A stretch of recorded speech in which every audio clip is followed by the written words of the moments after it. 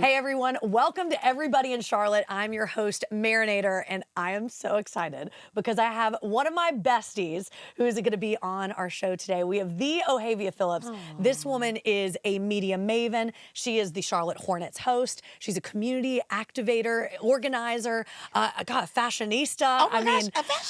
An influencer, content creator, and an amazing fiance too. Congratulations. I love you. But I'm just so excited because we get to have a conversation about all the things. Which literally is our jam, even without, a platform or cameras, y'all. Literally, when I tell you, best friend and I talk like this every day, so whatever comes of it, we didn't practice anything, I promise y'all. I'm just excited to spend time with you, and I'm so proud of you, Mare. I'm so proud of you. Thank you for how you bring our community together. Thank you for how you just understand the essence of conversation and understanding people's story. I watch all the episodes. Shout out to Christian, Black Badger. We love Christian. Yeah, that we episode just was talking super about dope. Also, you're just killing it. Shout out to the whole show. And shout out to Everybody Studios. Yeah.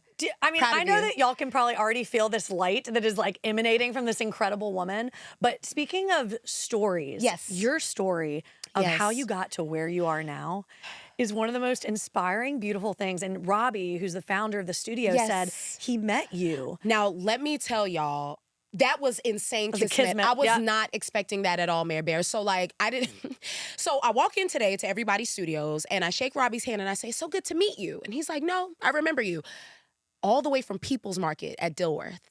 And that's literally where the story starts. I was working in television news and I knew that there was more and I wanted better. And my favorite thing was conversation and community. And don't get me wrong, you can definitely do that in television news, but at a capacity.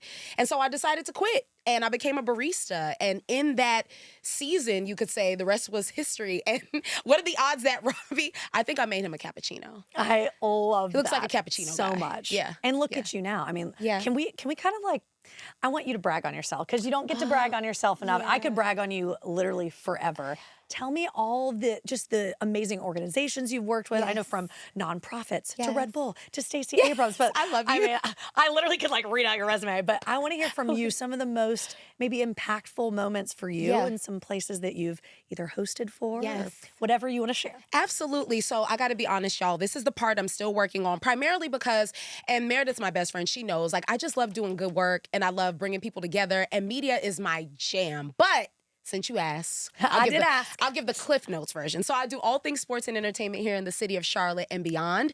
So my 9 to Thrive, if you would, is working with our Charlotte Hornets as an in-arena host alongside Fly Ty and Jacinda. We do cool activations. We're also blessed to interview the athletes, which is really cool, and just do the cool day-to-day fun game things.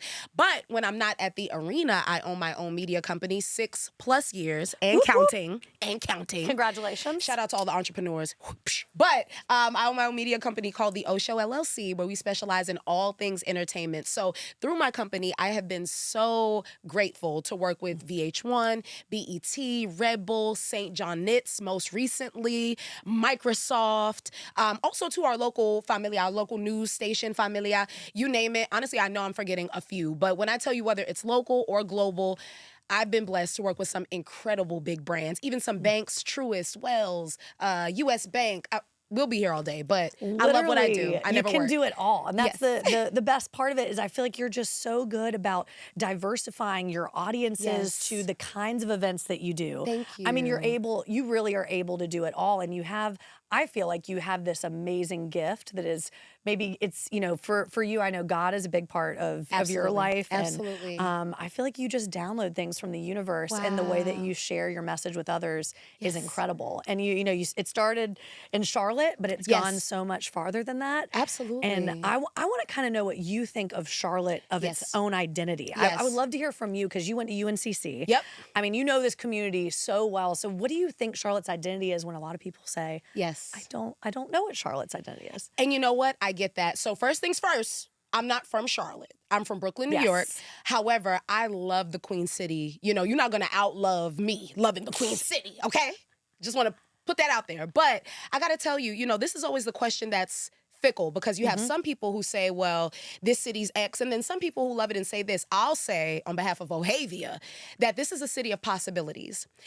Being a transplant, being someone who, with all the odds stacked against her, coming from what I come from, if you know my story, then you already know, right? And if you don't, we could talk about it. But I think a big part of what I love about this city is it's a city of possibilities, a blank canvas. So for me, there's no entrepreneurs in my family. For me, there's no business owners in my family. There is no one in my family doing exactly what I'm doing. And I feel like the Queen City was a supporter in that I was able to build a whole business with 2 teammates, right? And then even being able to work with certain brands and people with good hearts and good intentions. And it's such a blessing that I get to call the shots on who those opportunities and those people are. And so, I know that there are some people who have their ones and twos on what the city is. But as for me and mine, this city has been nothing but a blessing. It has afforded me the opportunity to learn, continuously be a student, even in my industry. But not to mention, again, I can create the life that I wanted.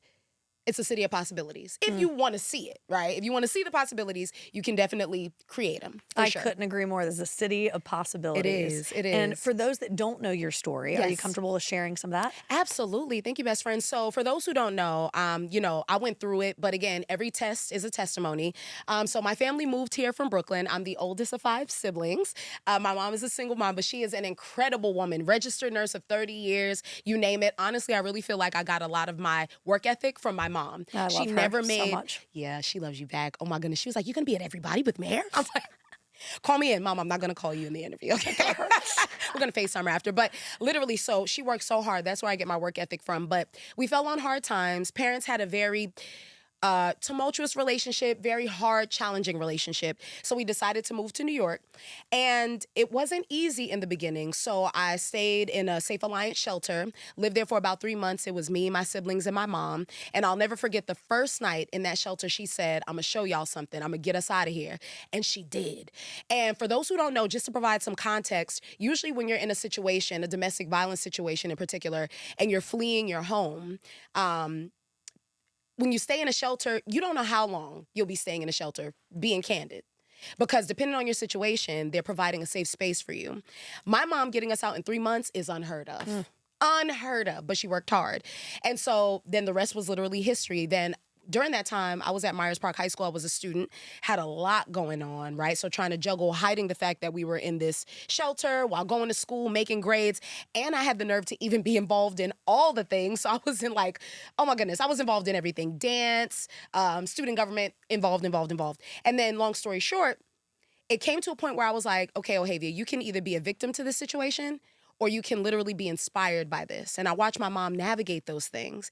And I said, you know what? I decide that I want to be a thriver. I want to build a business from this. I want to tell the story because a lot of times with food insecurity and houselessness is one of the stories that people often don't want to share because the connotation it can have. But I wanted to change the status quo. So inspired by all of that, went on to UNC Charlotte, went on to build a business. And honestly, the rest was history, but that's really my testimony. But I'm grateful for it, Mayor, because I didn't know that what others would consider an opposition was actually an opportunity for me to create the best of the best for my life, my business, and myself. So here we are. Anyone else crying? Because I'm crying on this side. I'm trying to keep it together. Woo! No, me too. And I've heard this story so many times, but I'm so unbelievably proud of you, and proud to just call you a best friend. And Same. it's incredible that you turned that pain into progress and prosperity.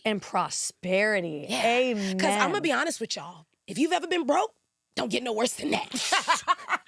It helps with business acumen. It's great with business acumen. But jokes aside, literally, it was such an inspiration. And thank you for your kind words. But the fact that you were so inspired by it, and this could have broken a lot of people. Yes. Where do you think that you got that inspiration? I mean, I feel like, there's so many different paths that you could have taken, and you are where you are. Do you feel like this was a natural gift, like a God-given gift, or do you think that you learned this along the way, or there were people that inspired you?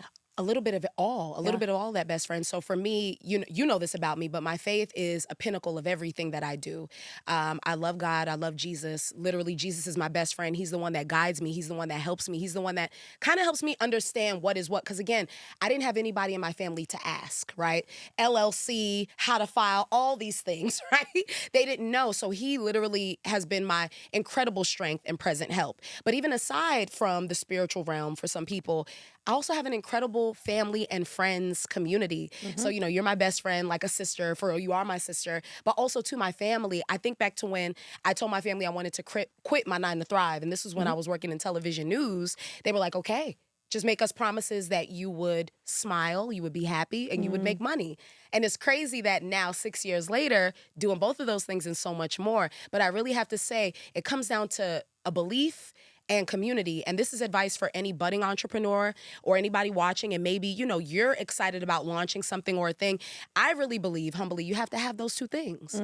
You need a belief system of a sort that keeps you rooted and grounded, because here's the thing, you don't always get the compliments. Okay? And we do love words of affirmation. And we love giving it and receiving it.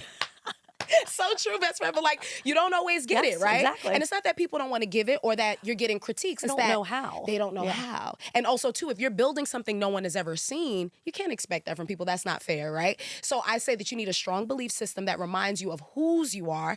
And then you need a strong community, your family and your friends. And if you aren't blessed to have family, I recognize that, if your family's fragmented, or if you come from a unique family situation, friends, people who inspire you, which brings me to This or Better. Yes. Our group, I love you girls so much.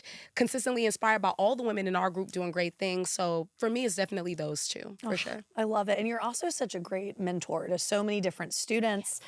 You've been such a supporter of the 20 Under 20 Awards and being our host. Forever, and yes. I am eternally grateful. Forever. What do you think is maybe a piece of advice that was given to you as maybe 16-year-old Ohavia, that's something that maybe has stuck with you today, or maybe it's a piece of advice that you now give that you wish you would have gotten? Yes. Nothing is wasted. I remember when I was 16, I'm thinking back to Myers Park, Ohavia, I was like, I'm going to be this and that's it.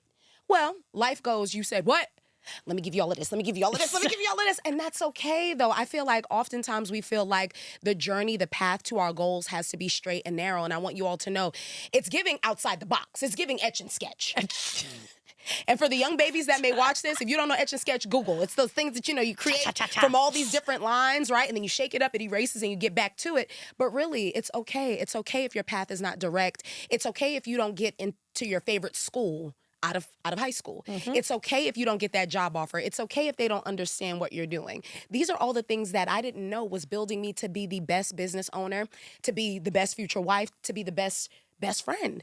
And so you have to be okay with things not going your way, because literally it's being made for your good. So I wish that would have been a little bit more solidified, but I learned it very quick in college. It obviously has worked out. Yes. And what's so funny is we actually talked about this, your fiance and I, on his Everybody in Charlotte episode. We said rejection is redirection. It is. Too. And 100%. Speaking of Everybody in Charlotte, you two are one of, I think, the pride and joy of Charlotte when it comes to couples. I mean, truly, people look up to you guys for the way that you support each other. Yes. You're just extraordinary together and separately. Yes. So what do you think that you've learned in your relationship with Dennis that you think others should learn? I mean, you guys inspire me so much, separately and together. We love you, Mare. Oh, we love you so much, Mare Bear. What a great engagement. No, awesome. Look, first of all, don't get, because then I'll Then really we're gonna start crying. Look, I'll be like, yeah, it was so great. I love my man. I think that for me, if you're in a relationship or want to be in a relationship, or, wherever you are along that, I think no matter the relationship, the key word is ship. You need to be in community with people going places. Oh, say it again. You need to be in community. You need to be in partnership. You need to be in relationship with people going places. One of the many things I love about my fiance is he was always going places. And not that I picked him because of that, but it was inspiring. So now that we made this life decision, knowing that I have a person who's always going places, who creates their own motion, who is inspiring and who's influencing positively, I know that at the very foundation of what we're building, that person will always hold me up. That person will always root for me. That person would always say, babe, we can create a way out of no way. And so whether it's your person or whether it's your friends group, I feel like we need to lean heavily on that word ship. Where are we going? What are we doing? Who are we impacting? With the time that we have on this earth, in this city, what is the assignment and are we fulfilling it? So I love my man Dennis so much. Y'all, I'd start tearing up. I just love him so much. He literally has been nothing but a great addition to my life. He inspires me so much. And I feel like with him, I feel like there's two Ohavias. I done messed up and found myself, okay? He's always like, come on, babe, you could do it. And always uplifting me and all the things. So I think that's one of the biggest lessons I learned in this relationship, because my parents weren't married. So I've never seen it done. And so being able to create that life with him once again, right? Creating something I've never seen, it's been such a reward. So creating something that you've never seen. Never seen. That's huge. Yeah. That is huge Yeah. right there. And now you're creating this whole new cycle, a beautiful cycle Yes. for your potential children that are following to be able to emulate. That's so exciting. Why am I tearing up? I know. But yes. And, you know, I would love for you to share if there's anything that we haven't talked about so far, something that's maybe on your heart that you would love to share with everybody in Charlotte. Yes, because it is everybody. You know what? I will say this, best friend, because we have these talks a lot. I think that we need to love on the city that we have. It's easy for us to make a list of the things that a city doesn't have. It's easy for us to compare our city to someone else's. It's easy to point the finger. You do it. You be it. It's easy to say, well, I don't see too much of this. It's easy to say, well, where is this? You do it. You be it. I've never been the girl to complain. I've always been the girl to say, I'll be right back. If you don't see what you want on the block, come back and buy it. If you don't see what you want in a store, go back and create it. Take that time, learn. And another thing I'll say is I love this city so much, even in the things I don't particularly like, or, you know, it gets me going. Just, you know, not in the positive version of Ohavia, but it gets me going, it gets me riled up. I always say, okay, but what can I learn from those people? How can I collaborate with them to make it better? How can I alleviate that situation? Because I'm sure I'm not the only one frustrated by it, right? But instead of judging and throwing rocks and hiding our hands, remember that the best thing that you can do for your city, your organization, your company is collaborate. Mind their blind spots. Don't compare. Mind the blind spots. Don't critique. Be the solution. Just one of the many reasons that you are the bestie here, but you are you're solution oriented. Always. And look what you've created because of the way that you have led with love. Yes. And the things that you do. Yes. And I'm grateful to have had you on Everybody in Charlotte. Thank you all so much for watching today. We do these episodes once a week with incredible people like Ohavia. And here we are at Everybody Studios. If you're interested in starting your own audiovisual project or your own podcast, this is the place to do it. Once again, I'm your host, Marinator, Meredith Dean, and we'll see you next week. Everybody. Everybody. We need to have that new song for sure. Boom, boom.